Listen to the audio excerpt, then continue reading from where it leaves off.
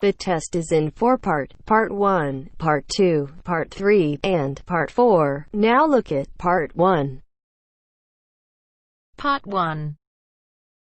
You will hear a science student inquiring about English courses at a university language centre. You now have 30 seconds to read questions 1 to 7.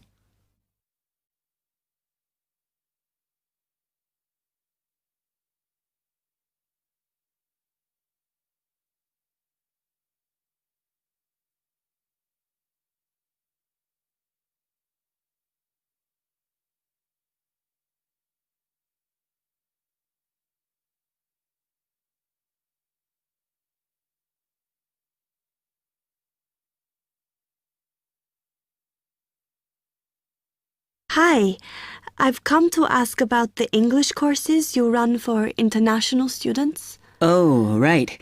I assume you're a student at the university. Yes, I've just started. Okay. Well, we've got a range of courses. It depends what you think you need and how much. Oh. We can't run everything at the same time, though. So, for example, in this first term, we are just doing a writing course. I see.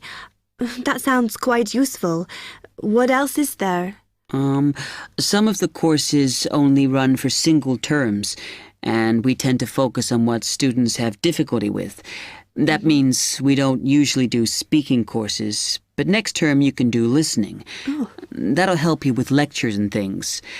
Our provision is all based on what the majority of our international students need. So is everything term-based? There's nothing that you run all year? Well, let's have a look. Yes, there is a class for vocabulary and grammar every term. That's for everybody, but it's split into 3 or 4 levels. And what about in the holidays? We don't do anything during the winter or spring break. Oh. But over the summer, there's just general classes because that's what most students want. A bit of everything. Mm-hmm. Okay, quite a variety then. I'll have a think about what I really need because I haven't got much time. Do you have about 20 students in each class, the same as our science seminars? We try to keep it at about 12 and certainly not more than 15. It's important for language classes. They're very different from your normal courses. Right. And how much are the classes? The rate varies depending on how many hours you attend, but you shouldn't have to pay. Usually, the department will fund you and even sort out which classes you need. Brilliant. It would be quite useful for me to have a certificate to take back to my country. Do you put us in for exams? Yes, but we don't like them to clash with your main course exams in June, so we run them in May. Oh. That leaves you time for revision. Do I have to sign up for something now? I'm not quite sure what I want. Classes haven't quite started yet, so you've got time to decide what you do. All we insist is that you sign up before week 5. That gives you about 3 weeks to decide. Okay. You now have 15 seconds to read questions 8 to 10.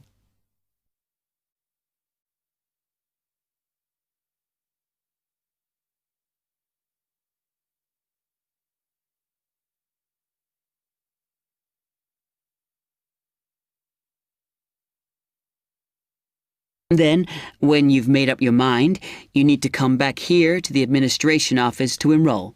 What do I need to bring with me when I enroll? My identity card, I guess. Yes, or your passport. Then you'll be given a registration form, which you'll have to show to the teacher when you have your first class. Okay.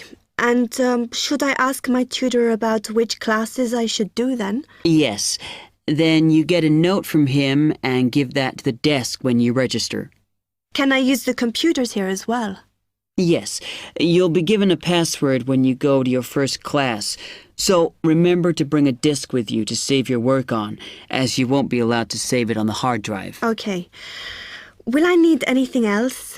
Dictionary? We've got loads of those here that you can borrow. But you'll need a notebook as we don't provide paper or files. Okay. Thanks.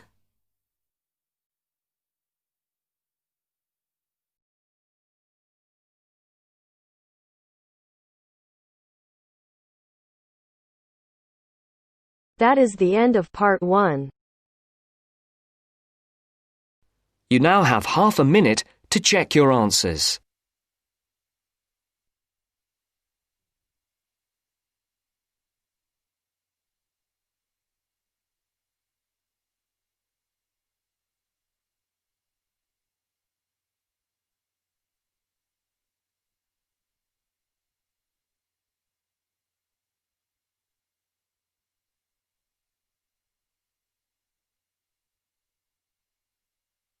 Now turns to part 2.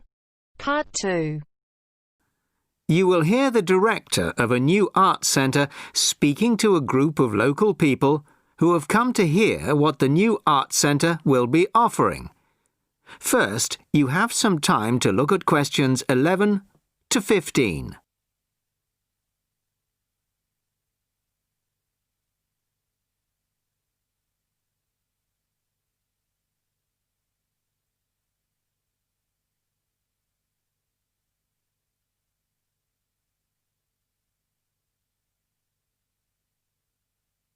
Listen carefully to the first part of the talk and answer questions 11 to 15. Well, good evening, everybody. Thank you all for turning out on this cold, wet evening. Welcome to our new art centre. I'm delighted that so many people are interested in finding out about the facilities and events that we'll be offering. I'll start with the regular evening events that we've scheduled so far. Sunday night will be film club night. Each week, we'll be showing a classic film from the 40s, 50s or 60s. Films will start at 6:45, and afterwards there will be an opportunity to discuss the film in the cafe bar for anybody who'd like to.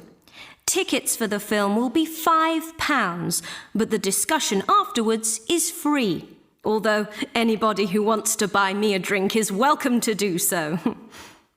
On Thursday evenings at 7:30, the auditorium is given over to productions by touring theatre companies. This coming Thursday, we're very excited to be welcoming Pizzazz, a drama company featuring both able-bodied and physically handicapped actors. They'll be performing a rather special version of William Shakespeare's The Tempest, featuring music and dance, as well as dialogue. Fridays and Saturdays will be music nights, starting at 8 p.m, with classical or traditional music on the Fridays and pop rock on the Saturdays. However, as the sound system hasn't yet been fully installed, these events won't be starting for another few weeks. As well as evening performances, various events will take place during the day. So far, a mothers and toddlers session has been arranged for Monday afternoons, and of course, anybody can drop in for a coffee or a sandwich. The cafe bar will be open from 11 a.m. to 3 p.m. and 6 p.m. to 11 p.m. Mondays to Fridays, and 11 a.m. to midnight Saturdays and Sundays. Lunch will be served from 12:30 till 2, and light snacks will be available all day. Of course, this programme is just the start, and we expect to be announcing many additional events in the near future. Before you hear the rest of the talk, you have some time to look at questions 16 to 20.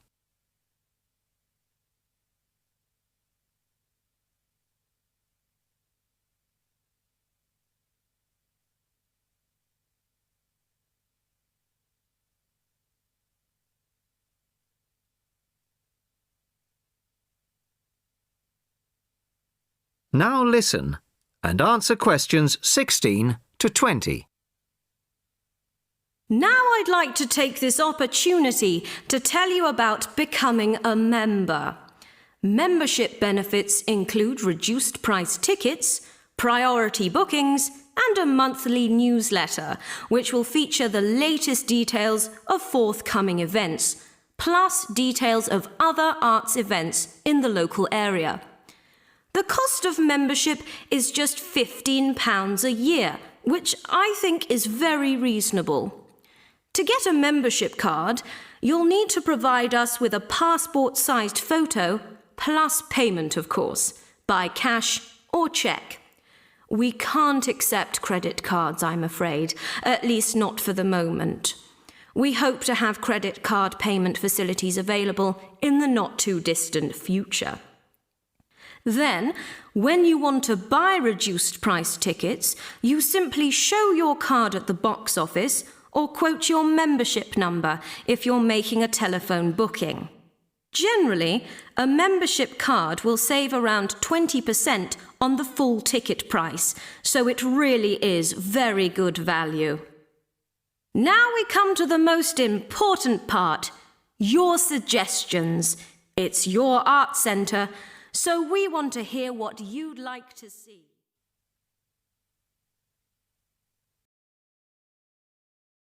That is the end of part 2.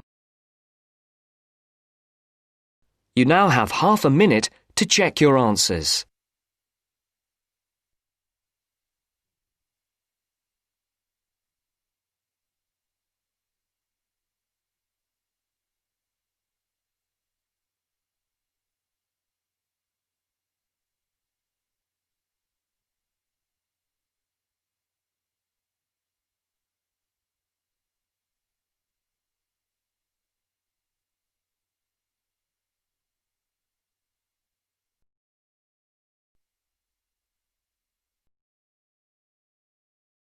Now turns to part 3.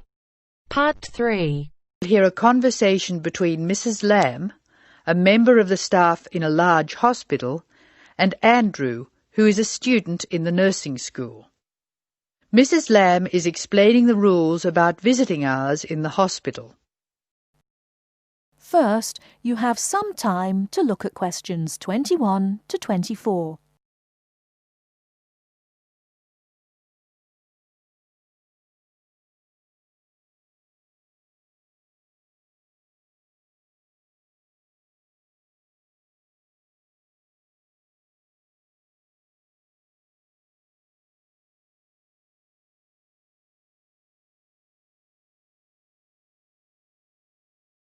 Now, listen carefully and answer questions 21 to 24.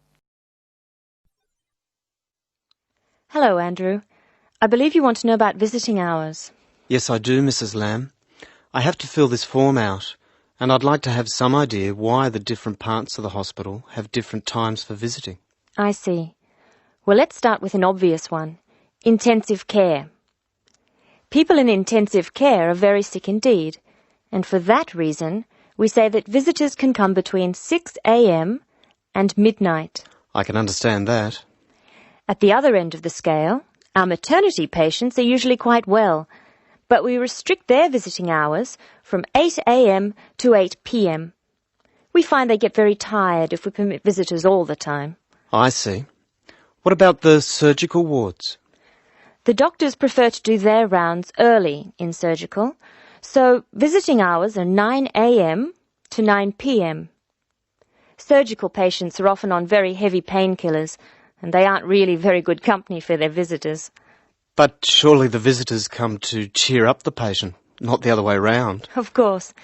And often the visitors are able to help the patient a lot. That's why we allow visitors all day, the full 24 hours in the emergency ward. They help comfort the patient while they're waiting to be diagnosed. Of course, it's not just everyone who can visit a sick patient. People in intensive care can only be visited by their immediate family. What's more, we only allow 2 people in at any time.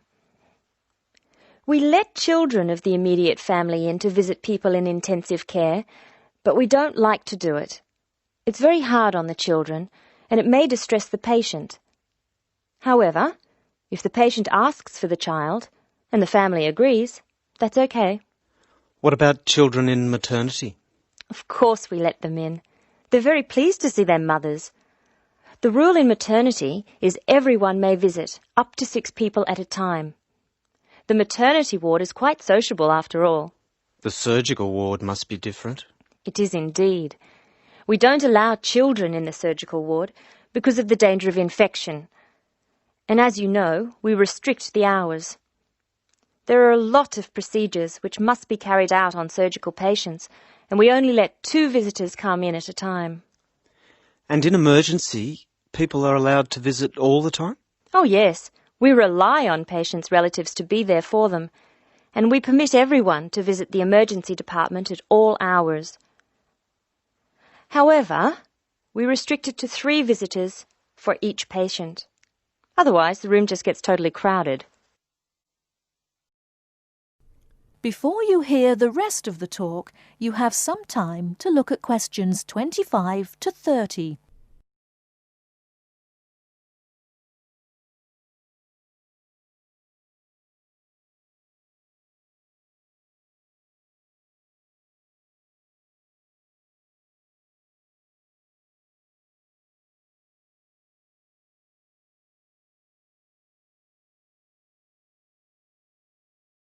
Now listen and answer questions 25 to 30.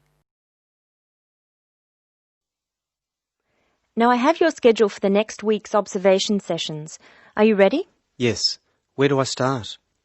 On Monday, you'll be in male surgical in the morning and in female surgical in the afternoon. You'll be following Dr. Shea on her rounds. Thank you. And on Tuesday? On Tuesday, you'll be with Dr. Thomas in the morning and Dr. Robertson in the afternoon. No, that can't be right. You're with Dr. Thomas in the afternoon and Dr. Robertson in the morning. Do I ever get to see Dr. Kim? Yes, you'll be with Dr. Kim on Thursday and Friday. She'll take you through the children's ward and through our new teenage ward for 12 to 15-year-olds. Great. I've read a lot about that new ward. Will I see the schoolroom? Maybe another time. And what will I do on Wednesday? On Wednesday, you'll join the other students for lectures. You'll be in the Redmore lecture room between 8 and 10 a.m. and later between 2 and 3 p.m. Thank you. Do you know how big my class is? The intake this term is 200 first-year students. I'm pleased to say about 1/3 are men, which is good. Nursing used to be an almost entirely female occupation. I know. My father trained as a nurse, and he was considered very unusual. Is he still working as a nurse? Yes, he's working in a hospital in the country. I guess I just wanted to follow his example. That is the end of part 3. You now have half a minute to check your answers.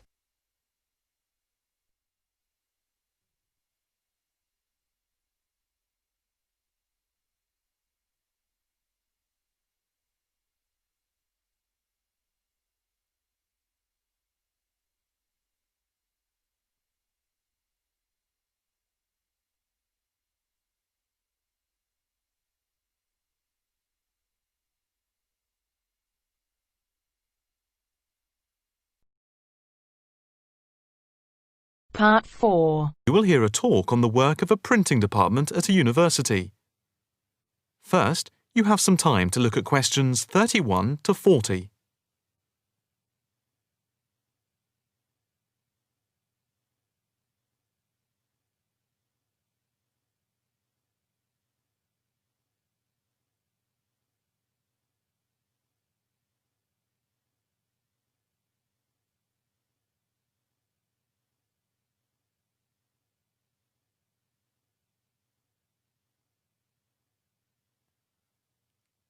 Now listen carefully and answer questions 31 to 40. I am here to give you a brief outline of the work of this new department.